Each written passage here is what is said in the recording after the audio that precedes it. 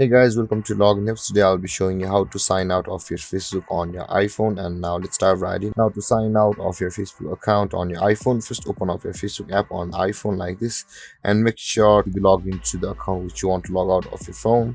And now to sign out of your Facebook account on your iPhone, there is the menu button available at the bottom right corner of your screen.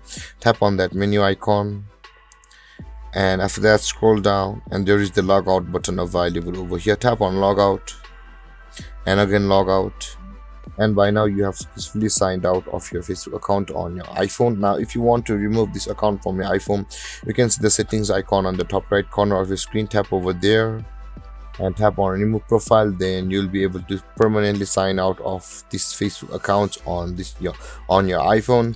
And guys, this is how you sign out of your Facebook accounts on your iPhone. And if you have any confusions or questions regarding the topic, feel free to comment in the comment section below, and don't forget to like, subscribe and hit that bell icon for more videos. Thank you for watching guys. Peace.